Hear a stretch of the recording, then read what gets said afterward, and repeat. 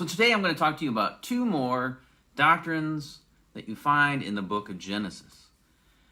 First one I want to talk to you today about is soteriology. Soteriology is the study of salvation, all different aspects of salvation. And you get an introduction to this right away in the book of Genesis. Soteriology. In Genesis, we find the first explanations of different parts of God's plan of salvation. It answers the question, who will be saved? Who will be saved? And Genesis introduces us to God's sovereign election. His sovereign election is displayed as he chooses Noah and his family for salvation in the ark. He could have chose somebody else. He chose Noah. Noah found favor in the eyes of God. Who else gets chosen in the book of Genesis? Well, you got Abraham. Abraham is chosen from all the other people who are in the Ur of Chaldeans and picks him out and says, you got to leave your family, you got to move. So it doesn't say Abraham was hanging out looking for God. It doesn't say anything about Abraham. Really, this is God calls this guy out and says, Abram, come, you're my guy. You're going to follow me. Later on, you get the choosing of Isaac. And God chooses him, not Ishmael. And then again, you see another choice of God. He chooses Jacob instead of Esau, which is really a lesser, I don't know if there is a lesser two evils there. Those guys are both not exactly followers of what they ought to be doing. But you see that as God chooses them. And then, as Paul says in Romans 9:11, he says that these first elections that were made in Genesis, these early elections, were so that God's purpose of election might continue, not because of works, but because of him who calls.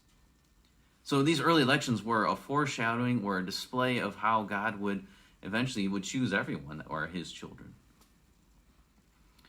Now, Genesis also begins to answer the question, what satisfies God's wrath?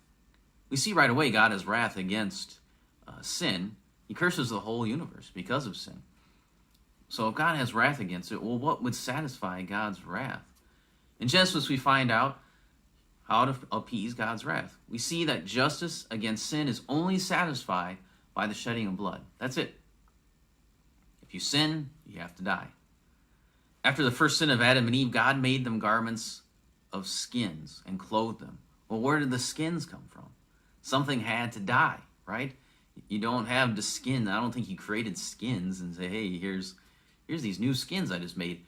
No, he killed an animal or two and gave them the skins from those animals to show that death was required. Death was coming to Adam and Eve. And the only way to appease the wrath of God was death. In Genesis, we also begin to get the answer of how are we justified before God? How can we find justification? Genesis 15 is where we find one of the first mentions of this important theological truth. We are justified by faith. Abraham believed God in what he said, and God counted that to him as righteousness. We also see another doctrine displayed in Genesis. This is the last one I'm going to show. There's lots more we could talk about, but I gave you 6. So this is number 6, and that is godliness or holiness. How do you live the life of someone who follows God? How should we live? And the Bible begins to answer that in the book of Genesis. The origins of the teaching of living a life separate unto God is found in this book. Another mysterious guy named Enoch is mentioned in Genesis chapter 5. Just a brief reference to this guy. And he is said to have walked with God, and then he couldn't be found any longer because God took him. Now I could do a whole video on what that means, and maybe we'll get to that later on when we get to Genesis chapter 5. But the idea is that he walked with God. He walked with him. His life was set aside to him, to God. That was Enoch.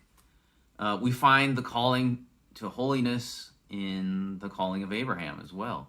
He was part of a sinful and idol-worshiping country. That's where he lived, and that's probably what he was a part of too. But God called him out and said, now you're my man. You're my guy. You're going to live a life set apart to me. You got to leave behind your family, those gods that you had in Chaldea. You have to leave all those behind, and now you're going to follow just me. We also see in Abraham's nephew, Lot, an example of someone who attempted to live a life for God, but was really unequally yoked with unbelievers, with those who were against God. And so we see the mention of Abraham later on after Genesis. We get the explanation that Abraham was, or Lot wasn't a righteous man, but he was sorely vexed in his soul because he was living in the city of Sodom, which is completely understandable. If you're following God and you're living in a city like Sodom, yeah, you're going to be vexed.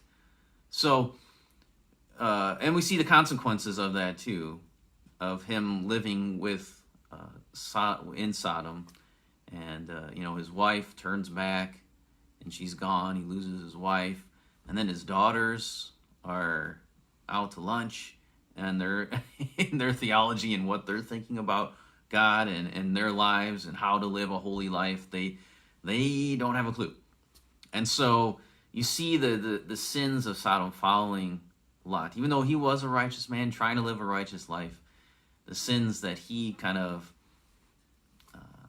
partnered up with followed him as he left the city of Sodom. One more question I think Genesis answers about godly living is, how does God help us to live? If we're called to live this life, does God help us to live that way? And how does he do it? It's in Genesis here where we find the record of God's loving discipline on his people. God loves his people and he disciplines them like a good father does, and that's displayed in Genesis. I mean, if you want one example, look at the story of Jacob. I mean, this guy, he is really the poster boy for the loving discipline of God. This guy, he's a deceiver. He is, I've had debates with people. We've talked about, is he even saved? I mean, does he even know God? Is he even trying to follow God until like the end of his life? Because you see, all these interactions that God is having with Jacob, and he doesn't follow God. And so, but God is patient with Jacob.